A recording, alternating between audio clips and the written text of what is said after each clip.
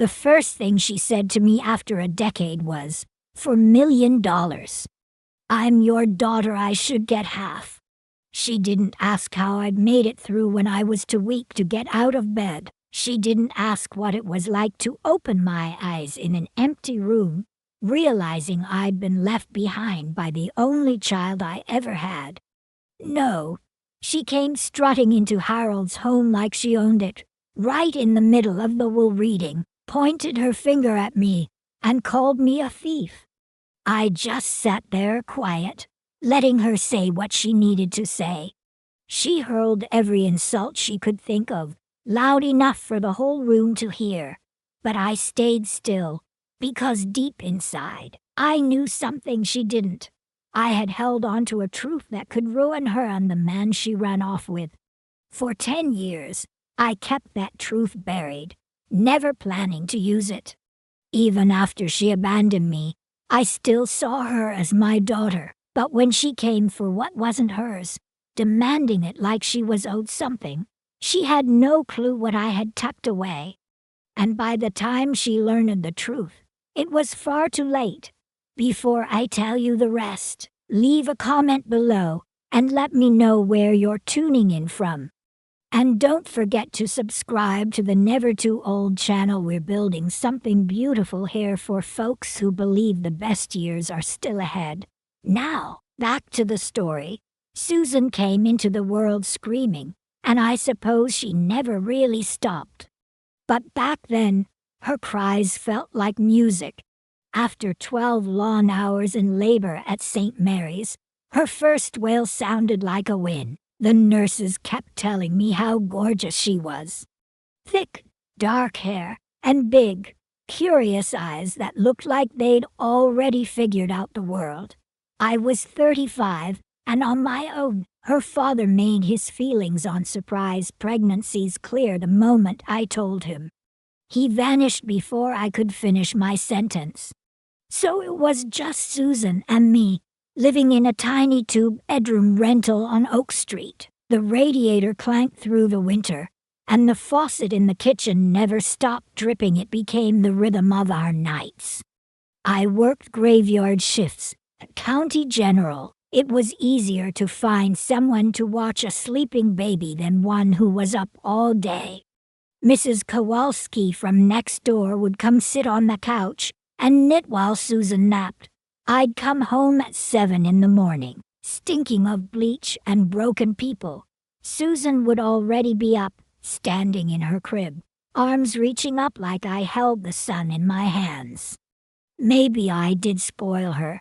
When she asked for piano lessons, I signed up for extra shifts. When she outgrew her clothes every season, I bought new ones, not hand-me-downs, because I remembered what it felt like to wear someone else's cast-offs. When she said she needed a car for her 16th birthday, and not just any car, but a red Honda Civic because everyone will see me in it, Mom, I worked double shifts for 3 straight months. She was sharp, no denying that ... honor roll all through high school. Got into state college with a partial scholarship. I paid the rest by refinancing the mortgage I had nearly finished paying off. She said it was an investment in her future. I said it was love. Derek showed up in her junior year, like a stain you don't notice until it's set too deep to scrub out. He was 28, she was 20.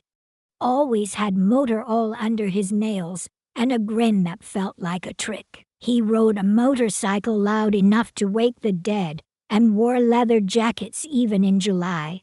Susan brought him to Sunday dinner once. He spent the evening pitching pyramid schemes and cutting his meat into bits so small they could have fed a toddler. He's got vision, Mom, she told me later, scraping his untouched food into the trash. He won't be doing construction forever. I bit my tongue. At 55, I'd learned that arguing too hard only pushes people deeper into what you're trying to pull them out of. But Derek had plans, the kind that start with just a little investment and end with heartbreak. Susan started skipping classes to go to meetings with him. Her grades dropped. She stopped calling unless she needed something. And when she did call, it was always, "Mom, can you spot us just this once? Derek's deal is almost through." I should have known. Maybe I did know. But there's a difference between seeing something and admitting it out loud. The house felt cavernous with just me in it. Every footstep echoed. The refrigerator hummed like a machine trying too hard. Even the hallway clock seemed to tick louder, like it was counting down to something I didn't want to face.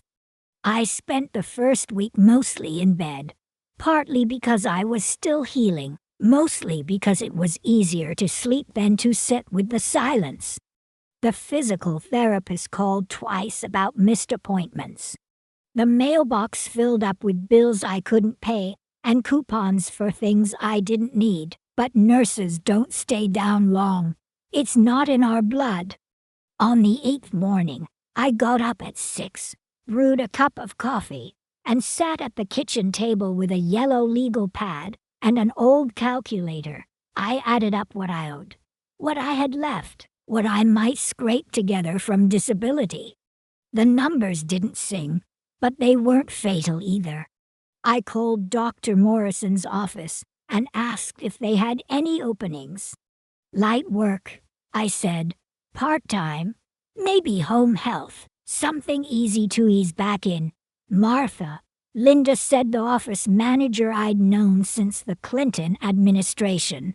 "Are you sure you're ready?"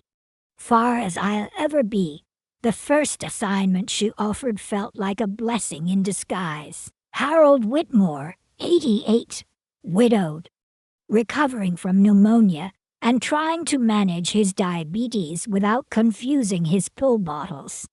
He needed help a few hours a day, 3 days a week, just enough to keep his life in order, just enough to keep me from losing mine.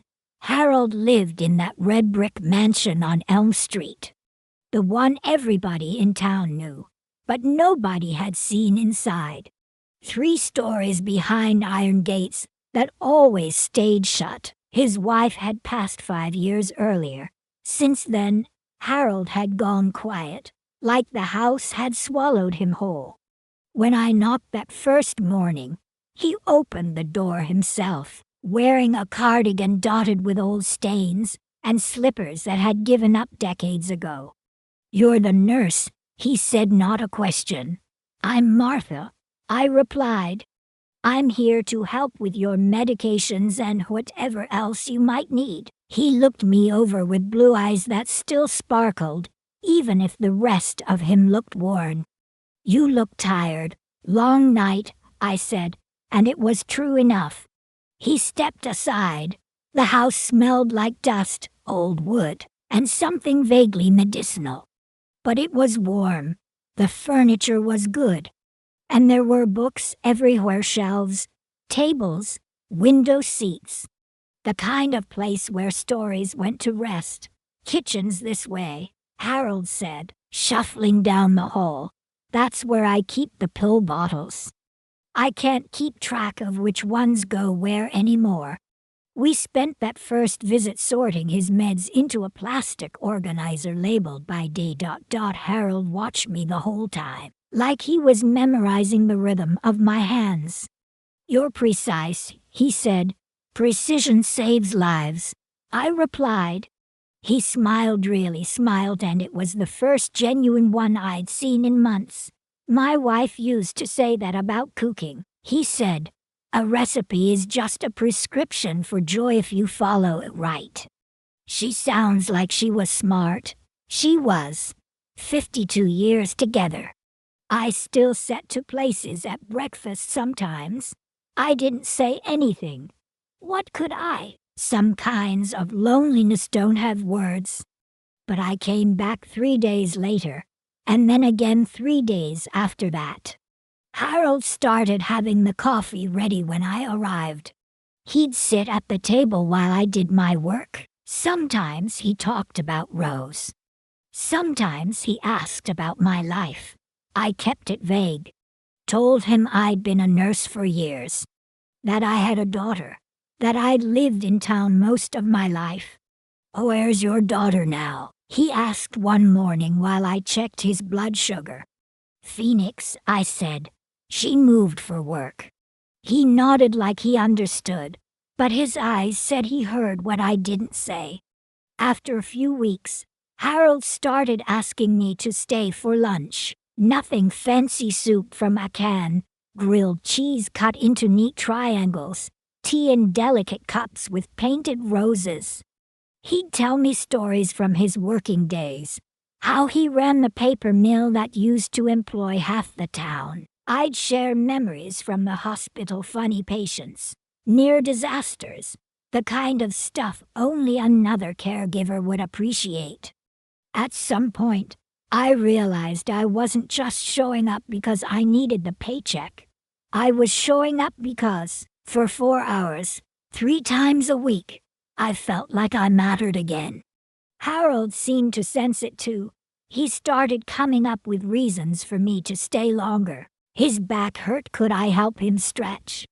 The light bulb in the hallway went out, and the ladder made him nervous. There was a spot on his arm he wanted me to look at, probably nothing, but it was worrying him. I didn't mind. His house was quiet, not empty. It didn't echo like mine did. No ticking clocks counting down the silence. Just a peaceful stillness that felt earned. One afternoon, while we sorted his old medical files, he looked up from his chair. "Martha," he said, "do you ever wonder what comes after all this?" He waved a hand toward the blood pressure cuff and pill bottles. "What happens when none of this works anymore?" I looked at him, really looked. 88 years old, no children, no siblings I'd ever heard of. Just a big house and a nurse who came a few times a week. "I think," I said carefully, "most of us just hope someone gives a damn." He chuckled. "That's a good answer. You've got tact." "I try. Rose used to say I was lucky," he said. "Lucky to be loved." He was quiet after that. So was I. Later, on the drive home, I passed the cemetery where his wife was buried and realized what he'd really meant. He wasn't asking about people in general. He was asking about himself, and maybe about me too. I'd been so focused on surviving, on budgeting my pills and keeping the lights on, that I forgot what it felt like to be wanted. Not out of obligation or guilt, but because someone truly valued your presence. Harold chose me every time he made coffee for 2. Every time he laid out the nice dishes. Every story about Rose. Every question he asked that had nothing to do with blood pressure.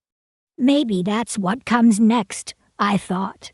Not big dreams or bucket lists, but the quiet, stubborn choice to show up for each other, to be someone. Harold died on a Tuesday morning in April. Peacefully, in his sleep, just like he'd always hoped. I found him when I arrived for our usual routine. Hands folded across his chest, like he'd been waiting for me. Even in death, he was thoughtful. His funeral was simple. A few neighbors. His attorney, Mr. Brennan, the pastor from First Methodist who'd known him for decades. I sat in the back, wearing my best black dress, wondering what would become of all those books without anyone to read them. 3 days later, Mr. Brennan called me to his office. "I'm just the nurse," I told him. "You're mentioned in the will. Mrs. Sullivan, please come in." The reading was scheduled for 10 a.m. I got there 15 minutes early and sat in a stiff leather chair surrounded by shelves of old law books and the faint smell of dust. I figured Harold had left me something small, a chess set maybe, or one of Rose's old cookbooks, something to remember him by. Mr. Brennan began in his polished lawyer voice. going through the standard details. Outstanding debts, charity donations, small gifts to the gardener, and the woman who cleaned once a month. Then he paused. To Martha Sullivan, he read, who reminded me what family means when mine was long gone. I leave my residence at 47 Elm Street and the remainder of my estate, totaling approximately $4 million. The words hung in the room like smoke after a fire. I blinked. I'm sorry, what did you just say? He repeated it, slow and clear. The house, the bank accounts, all of it, mine. And that's when the door slammed open. $4 million. Susan marched into the room like she'd been rehearsing it. Her hair was cropped shorter than I remembered. She wore designer jeans, high-end boots, and a look that said she already felt cheated. Behind her stood Derek, arms crossed, leaning in the doorway like a bouncer at a bar fight. Susan, I said. It sounded strange in my mouth, like a word I hadn't spoken in years. I'm your daughter, she snapped. That makes half of that mine. She turned to Mr. Brennan. This isn't right. She's my mother. Family money gets shared. I'm afraid the will is very clear, Mr. Brennan replied. She didn't even flinch. She manipulated him, convinced him she was family. But I'm her real family, her only child. Derek stepped further into the room, smelling like cologne that cost too little and confidence that cost too much. Come on, lady, he said to Mr. Brennan. That's a whole lot of cash for one old woman to manage alone. Big house, no cameras, things happen. You threatening me? I said. Just saying. He grinned. Wouldn't want anything unfortunate to happen. I sat there, watching them circle Harold's legacy like vultures at a fresh kill. 10 years, not a phone call, not a birthday card. And here they were trying to claim something they never earned. How did you even know? I asked. Susan looked away. News travels. Derek grinned. Small town papers. Obituaries are gold mines. Get out, I said. Excuse me, you heard me. Get out of this office. Out of this town. Out of my life. Susan's cheeks flushed. This isn't over, Mother. Not even close. They stormed out, Derek muttering about lawyers and loopholes and what happens when people get greedy. Mr. Brennan straightened his glasses. Don't worry, Mrs. Sullivan. The will is airtight. Harold made sure of that, but I was already worrying, not about paperwork or probate. I was thinking about what they'd do when they realized I wasn't giving them a cent. Derek didn't seem like the kind who takes no quietly. 3 days later, they came to the house. I was in the kitchen making tea, still called it Harold's kitchen back then, though legally it was mine. The doorbell rang, and when I looked out the window, Derek's pickup was parked in the circular drive with the engine running, like they expected a quick in and out. Susan had swapped her fancy jeans for a sundress and sandals, playing the role of concerned daughter. Derek wore khakis and a polo shirt, trying his best to look like someone respectable. Hi, Mom, Susan said, kissing my cheek like it meant something. We thought we should really talk this time. I led them into the sitting room, the one Harold used to read in every afternoon. Susan sat on the edge of the couch, barely touching it. Derek sank into Harold's favorite chair like he owned it. Nice place, he said, eyes scanning the room. Must be worth a fortune just in furniture.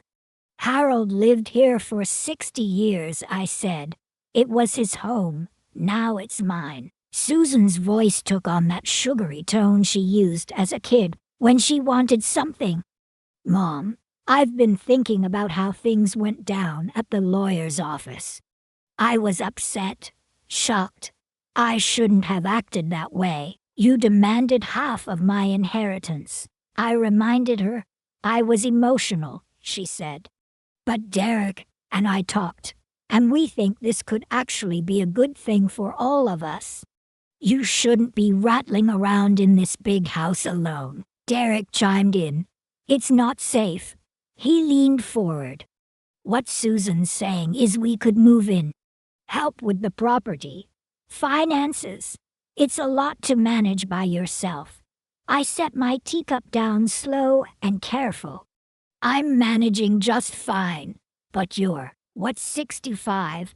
Derek said, smiling like he was doing me a favor. Things change fast at your age. Falls, memory lapses, health scares. Better to have family around. Family. The word hit me like a slap. Where was family when I was in the hospital, wondering if I'd see morning? Where was family when I chose between groceries and medicine? Susan's face flushed. That's not fair. I had my own life to build, with him. I nodded at Derek. How's that going? Something flickered across his face. Anger, maybe, or calculation. We're doing great, he said. Phoenix has been good to us. But Susan missed her roots. Missed you. The lie just hung in the air between us, heavy and obvious. I think you should leave, I said. Derek's smile didn't move, but his eyes hardened. You sure about that? Big place like this. No alarm system. Lot of people out there looking to take advantage of folks your age. You threatening me? Just pointing out facts, he said with a shrug. World's a dangerous place. Be a shame if something happened. Susan stood quickly. Derek, let's go, she needs time. At the door, she turned back. We're staying at the Comfort Inn off Route 9, room 127. We're not leaving until this is settled. One way or another, I watched their truck disappear down the street. And for the first time since Harold passed, I felt afraid in that house. That night, every creak in the floorboards sounded like footsteps. Every gust of wind tapping the windows felt like someone testing the lock. Before bed, I checked every door, twice. The next morning, I walked into Harold's study for the first time since he passed. It still smelled faintly of his aftershave and old paper. His glasses were folded neatly on the desk. His fountain pen rested beside a crossword puzzle he never finished. Even his coffee mug sat there, a faint ring dried at the bottom. I'd avoided this room because it felt like stepping into someone else's memory. But Derek's threats had flipped a switch in me. The way he had looked around the house like it was already his. The way he mentioned accidents so casually. I pulled open the bottom drawer of the desk. Inside was a manila envelope with my name written across it in Harold's steady handwriting. Beneath it was a smaller envelope labeled for Martha. When the time comes, my hands trembled as I opened it. My dear Martha, the letter began. If you're reading this, then someone's come for what I left you and you need to know you're not defenseless. I set the letter down and opened the larger envelope. Bank statements, property deeds, insurance paperwork. And at the bottom, a report from a private investigator, dated just 3 months prior. Derek Morrison, age 38. Multiple arrests for fraud, identity theft, money laundering, currently under investigation by Phoenix PD. And right there, in black and white, were copies of documents signed by Susan. Not just his girlfriend, his accomplice. My daughter had gone from naive to complicit. Harold's letter continued. I hired Mr. Collins after you told me your daughter had moved in with a man who gave you a bad feeling. I could see how much it troubled you, even when you didn't say outright. I thought you deserved to know the truth. He ended with one final sentence. If you ever need this, use it wisely. Tucked into the back of the report was a note from the investigator. They'd been targeting elderly individuals in the Phoenix area. Same pattern every time. Reappear in the lives of aging relatives who came into money. Manipulate them, drain them, disappear. Currently wanted for questioning in 2 cases. I sat back in Harold's chair, the papers spread out before me like puzzle pieces forming a terrible picture. For 10 years, I had hidden the documents I'd found in Susan's room, hoping, foolishly, that she might change. I had kept my silence out of love, out of guilt, out of some fading belief that she was still my daughter. But now I had something more. I stood, walked to my closet, and pulled out the shoebox hidden behind the winter coats. Inside were the papers from years ago, fake invoices, phony accounts, Susan's handwriting on forms that didn't belong to her. I laid both sets of documents on Harold's desk, his and mine. There it was, the full story. A decade apart, but unmistakably connected. They hadn't stopped, they'd just gotten better at it. Outside the study window, a dark sedan cruised by slowly. Tinted windows, it circled the block twice before vanishing. They were watching, waiting, planning their next move. I picked up the phone and dialed the number on the investigator's card. Mr. Collins, this is Martha Sullivan. Harold Whitmore hired you a few months back. Yes, ma'am, he said. I'm very sorry for your loss. He spoke highly of you. He was a good man, I said, and he left me something useful. I think it's time, Susan, and Derek found out what happens when you mess with the wrong old lady. What exactly did you have in mind? I looked at the 2 piles of evidence on the desk 10 years apart, but leading to the same truth. Justice, I said, with a little help from someone who knows how to get it. Mr. Collins showed up that afternoon in a nondescript gray suit, and a car so plain it might as well have been invisible. Perfect for someone in his line of work. Harold was thorough, he said as he laid out more photos and files across the desk. Your daughter and Derek didn't just vanish after Phoenix. They've been busy. He handed me a folder with pictures of them at upscale restaurants, banks, parking lots full of cash transactions. 3 elderly victims in the past year alone. What's their pattern? I asked.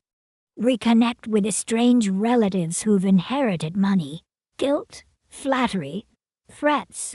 He slid over a police report. Mrs. Henderson in Tucson died falling down her own stairs 2 days after refusing to share her late husband's life insurance. I studied the photo of Susan laughing over wine. Derek walking out of a bank, holding a thick envelope. They looked so normal, so polished. What do you need from me? I asked. We need them to talk, Collins said. Alone, comfortable, confident. He opened a case and pulled out a small black device, a wireless microphone. Sheriff Patterson will be in a cruiser nearby, recording everything. He clipped the mic to the inside of my blouse. What if they get suspicious? They won't, he said. Derek thinks he's smarter than everyone in the room.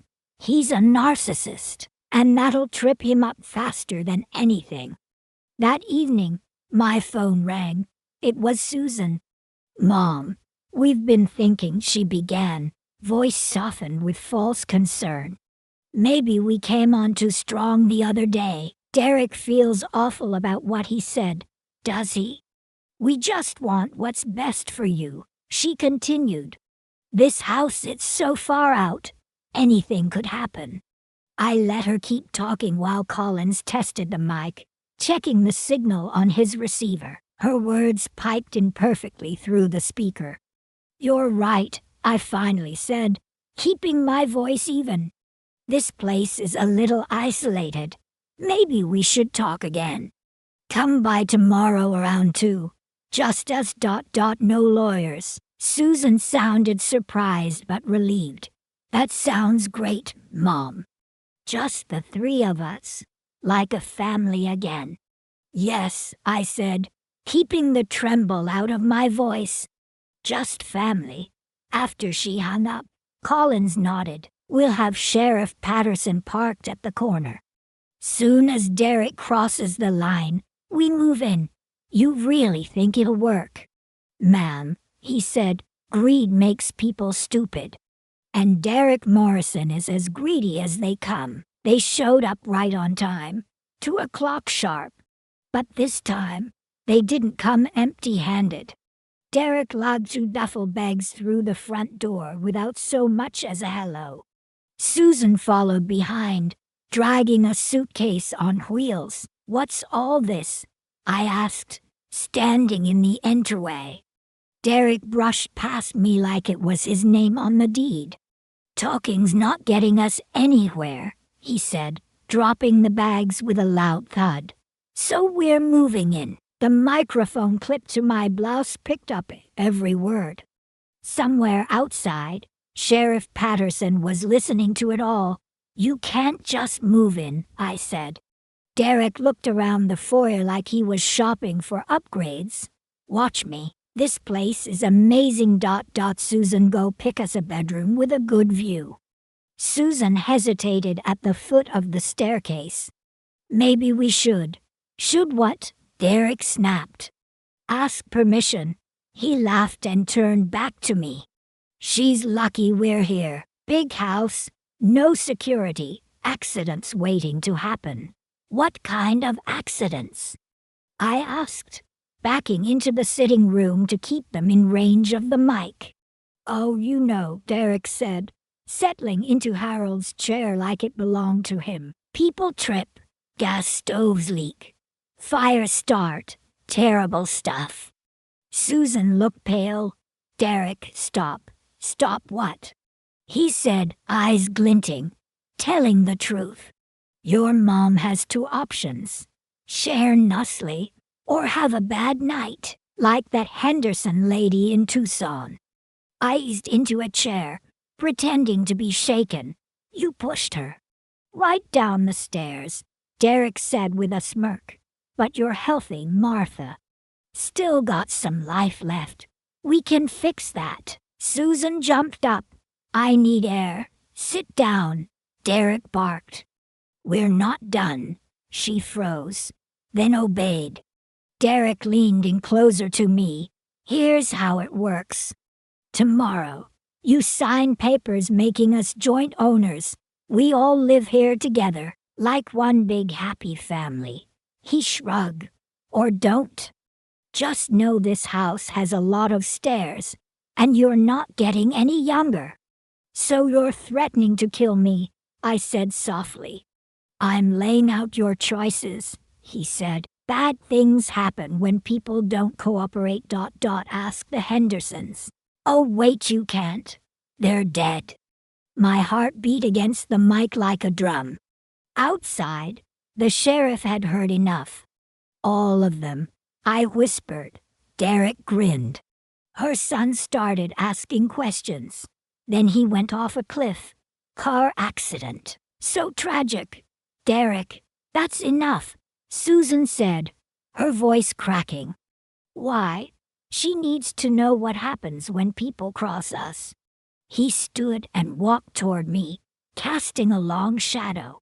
You're signing those papers, old lady, or you're going down those stairs tonight. And that's when the front door burst open. Sheriff's Department, hands where I can see him. Sheriff Patterson came in fast, gun drawn, with 2 deputies behind him. Derek spun around, eyes wide with panic. Derek Morrison, the sheriff barked. You're under arrest for the murders of Eleanor and James Henderson, conspiracy, elder abuse, and attempted murder. Susan backed away, hands shaking. "This is a mistake. We didn't do anything. We heard everything," the sheriff said. One deputy held up the recording device. "Wireless mic. Full confession on tape." Derek's eyes locked onto the mic clipped to my blouse. You set us up," he said. I stood, steadier than I'd been in years. "No," I said. "I gave you a chance to walk away. You made your choice." The deputy moved in and cuffed Susan first. "Susan Sullivan," he said, "you're under arrest as an accessory to murder, fraud, and conspiracy to commit elder abuse." "No, please, I didn't kill anyone," she cried, tears streaking her makeup. "That was Derek. I just wanted the money." "And you helped him get it," Sheriff Patterson said. "You helped him pick his targets, including your own mother." Derek made a break for the back door. He didn't make it far. 3 steps, and the second deputy tackled him to the marble floor. The sound of his body hitting the tile echoed through the house like a closing chapter. "You have the right to remain silent," the deputy said as he twisted Derek's arms behind his back. "Anything you say can and will be used against you in court." Derek looked up at me as they hauled him to his feet, fury burning in his eyes. "This isn't over," he hissed. "I've got people. You'll never be safe." Sheriff Patterson stepped in close, calm and firm. "You're going to death row, Morrison. We've been chasing you for 2 years. Thanks to Mrs. Sullivan, you're finally caught." I walked over to Harold's desk, opened the drawer, and pulled out both sets of documents, the ones I had hidden for a decade, and the report Harold left behind. "Sheriff," I said, placing them in his hands, "these belong in your case file." He flipped through the evidence, whistling low. "Bank fraud, identity theft, forgery, and these signatures." He looked over at Susan, who was now sobbing quietly in cuffs. "Your daughter's been busy. She made her choices," I said. "Years ago, and again today." They led Susan past me on her way out.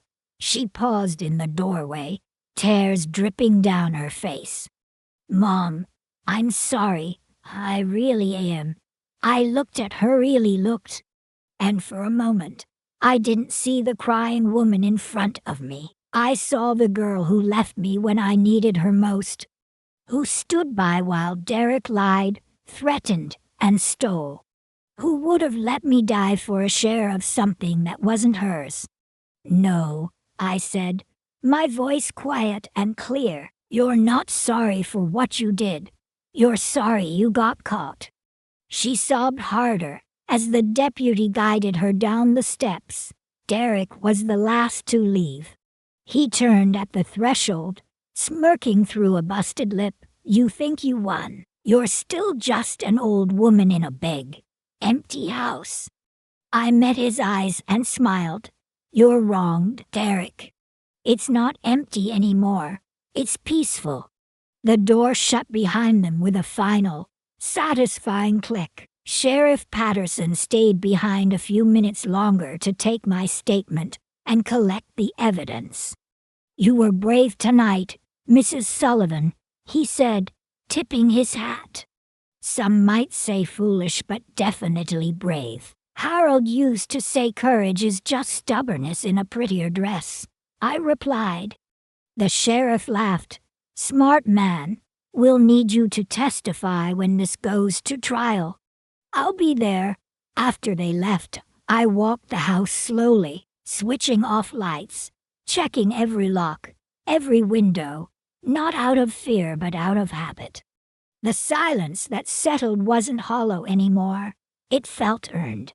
In Harold's study, I sat in his old chair and looked down at the desk now mine. I gathered the documents into neat stacks and locked them in the safe. Tomorrow, I'd call Mr. Brennan about changing the locks and upgrading the security system. If Derek had friends, they wouldn't get far. The house creaked softly as it settled around me. I made tea in the kitchen and sat at the table, watching steam curl from the mug. It was quiet, truly quiet. 6 months later, 2 letters arrived on the same day. The first was from the district attorney's office. Derek had been found guilty on all counts: 2 murders, conspiracy, elder abuse, attempted extortion. The jury took less than 3 hours. He'd been sentenced to life in prison with no possibility of parole. Apparently, threatening to kill an elderly woman on a police wiretap makes things pretty straightforward. The second letter was from Susan. I almost threw it away. The return address said it came from the Women's Correctional Facility in Phoenix. 8-year sentence for conspiracy and fraud. I stared at the envelope a long time before opening it. Curiosity has always been my soft spot. It began simply, "Dear Mom," and for a moment, I had to stop reading. Even after everything, she still called me that. She wrote about the daily routine in prison, the classes she was taking, the women she shared a cell block with. She said she was sorry, said she knew she had no right to ask for forgiveness, said she just wanted me to know she understood now what she'd done, what she'd lost. At the very end, one sentence stood out: "You deserved a better daughter than I'll ever be." I folded the letter and placed it in the drawer of Harold's desk, right next to the documents that had brought everything crashing down. Maybe one day I'll write her back. Maybe I won't. Some bridges burn for good reason, and sometimes peace isn't something you find in someone else. It's something you finally give yourself. So that's my story.